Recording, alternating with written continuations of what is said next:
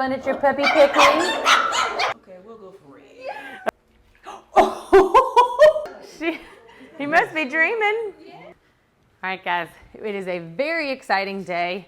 We have puppy picking, not only for one family, we have 27 families come into our house today. So we are getting it all set up for puppy picking. So what we like to do is set out a big mat so everybody can come and just kind of gather around. We bring the puppies out here and everybody can just have a really good time getting to know their personalities, hanging out, interacting with everybody, so that way they can just kind of get to know each puppy individually. So reasons why we like the mat is so everybody can have really good traction on their feet.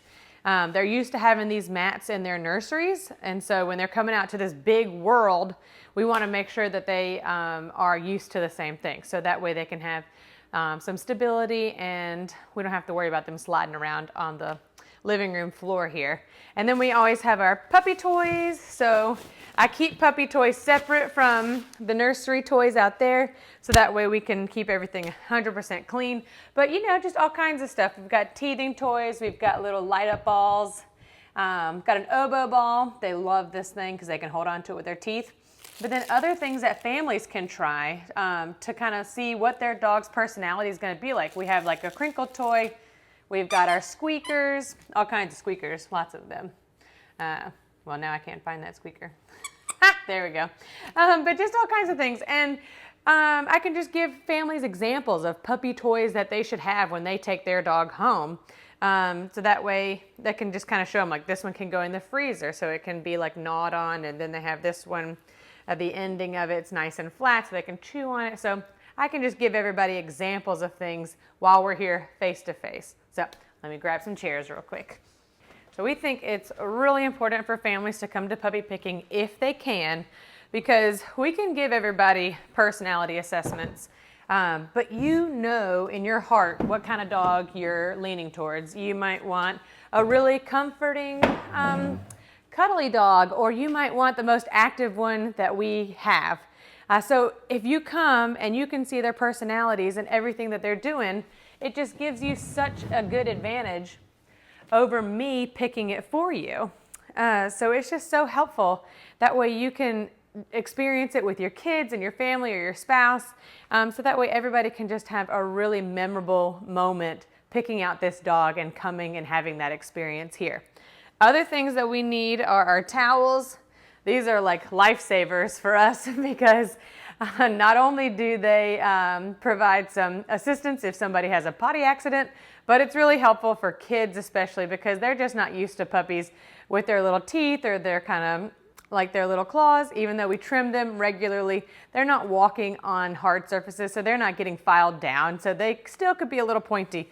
But put one of these over their lap and all of a sudden the kids are magic and they can cuddle with them and have such a good time. So we definitely need a stack of these. And now I think the only thing missing is their little playpen, their little exercise thing. So I'm gonna get that and then we'll be all set up. All right, I finished with the vacuum, the mat's all set out, and now the families are here. Let's go.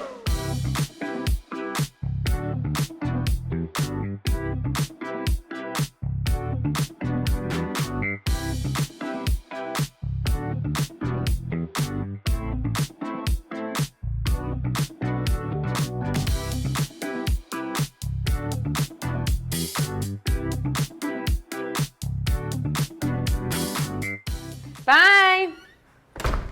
All right, one down, two to go. No, I'm bringing my yeah.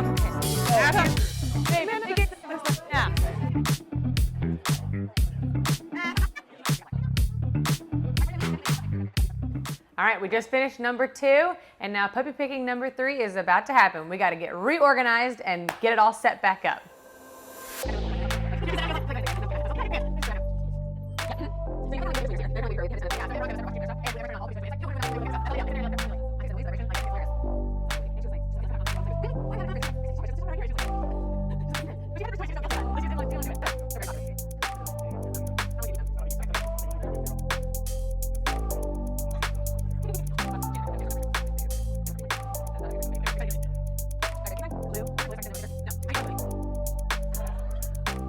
Have a good day. Oh my goodness, guys. 24 puppies, 3 puppy sessions, 3 puppy pickings, and we are all done for the day. So I'm just gonna clean up their area and just tell you some really special moments that we got to have. One of my favorite things that happened was a good friend of ours, Stephanie, this is their second dog that they got from us, brought us cupcakes. So that was a huge highlight. And then another really sweet moment that happened was one of the puppy families had a 4-year-old son, and he brought over every single toy to his puppy that they got to choose. That was really sweet. So the mom's holding the puppy, and then she's got like 5 or 6 toys around them. And she was trying to convince him to go give toys to other puppies, but he didn't want to. He just wanted his puppy to have the toys, which was really sweet. Belle, this one's yours. You love holding this one. There you go. More sweet things. Oh man, let's see what happened. Just watching all the families either get their first or second choice. Like, it is always so amazing how it works out that everybody is picking something different, like one unique feature about each puppy, and it makes them want that one. So all the puppies, or all the families, got their first, second, or third choice, which is super impressive when we have big litters like the litter of 10 that we had with June and Hazel. So we have such a good time getting their reactions, seeing them take their selfies with their puppies. That is also a huge highlight. Beep, beep, Bellaby. So once we get those, once we get like everybody's choices, we start telling everybody which puppy that they're gonna get, and their little gasps and reactions are just so sweet. And then instantly we're taking selfies.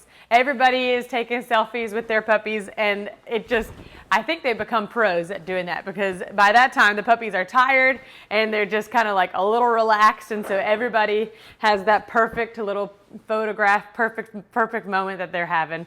So it was just super sweet to watch all 24 puppies get their homes. But the day's not over yet. We got to get June's puppies moved to the garage nursery and let them try their puppy mush and goat's milk for the first time. So let's go do that. All right, we're gonna go see Miss June's puppies. They are 4.5 weeks old. Hi, little puppies. Hello, did you have fun at your puppy picking? I know. You guys are so ready for your food. Yes. So Miss June went home this morning, but now these guys are ready to try their puppy mush. I can tell that they are hungry and ready and eager to try. So I'll be right back, okay?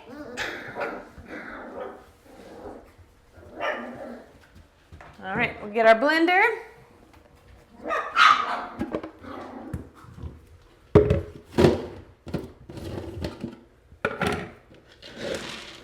And I like to fill it up just a little bit. 2 scoops is plenty. And now we're gonna go crush this up. Make sure it's on tight.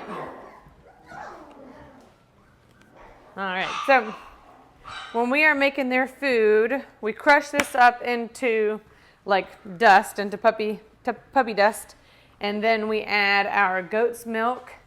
And we kind of started out really liquidy in the beginning, and then we kind of make it thicker and thicker as they get older, and to the point where they don't need it crushed up anymore. They just use kibble. So, all right, close your ears. It's gonna be loud.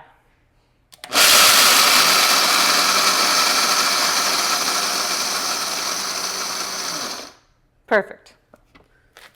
Yep, all crushed up. Put ours back on. That way we know not to use the puppy one, because that would be really gross. And then we need our bowl.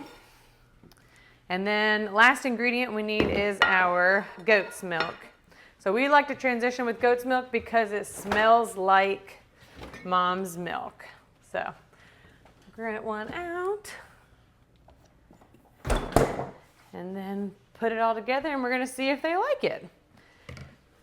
So the coolest thing about June's puppy picking was that somebody drove all the way from Georgia. So they drove probably about I think they said 5.5 hours. And that is dedication to come that far. I just think that's really sweet.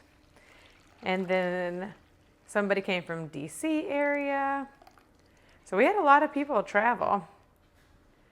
And then my secret pro tip is fill it with a little water.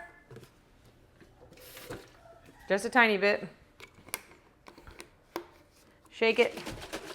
So that way you get all that good stuff at the bottom. Because all of like those calorie dense nutrients are down there. And now you haven't wasted anything. So we need a spoon.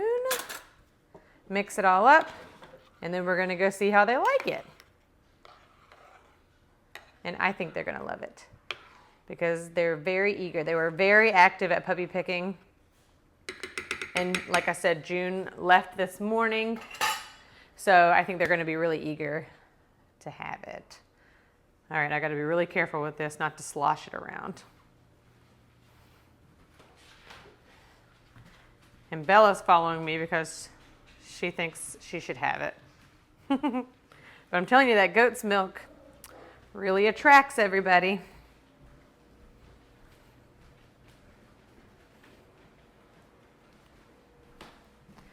All right, puppies.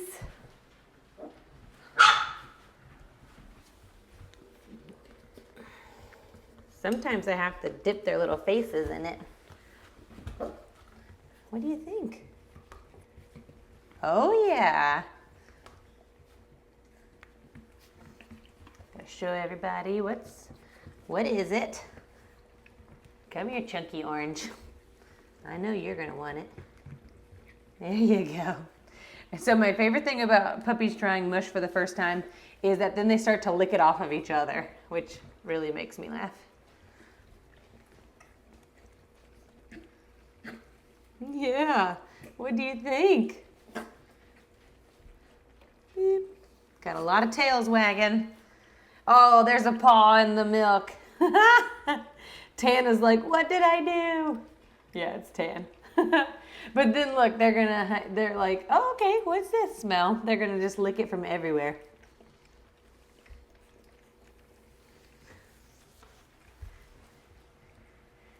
So once they have transitioned from this liquidy part, then we're gonna make it thicker, and then they can continue to just get better and better until they're eating just whole kibble without milk at all. And then that's how they go home. At 8 weeks, they go home with, without even needing any type of assistance with their kibble.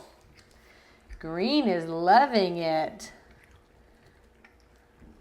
Yeah, and red is too. We got a lot of lapping right now, so that's such a good sign.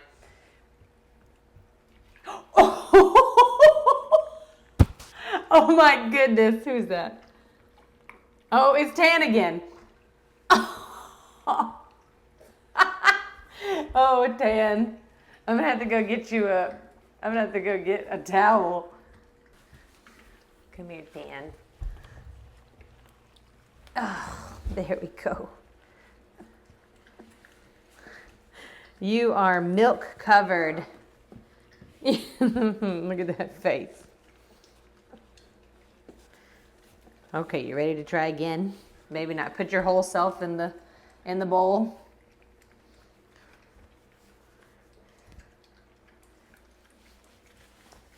So other things that we will start doing between these 4 and 6 week between this mark is they're going to work on their uneven surfaces. They're going to head to the nursery this afternoon, and then they will get to start working on like climbing surfaces, like on that coolaroo that we have out there.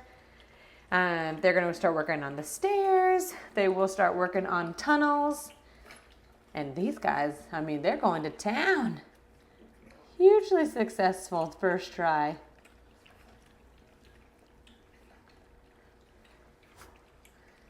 June would be very proud of them. So she was definitely excited to see her guardian family. The Ritters came.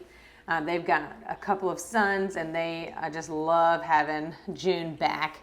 They're big into football, so it's coming up on football season. So they are excited to have her for every football game that they get to go to. Oh, Orange put a paw in the food too.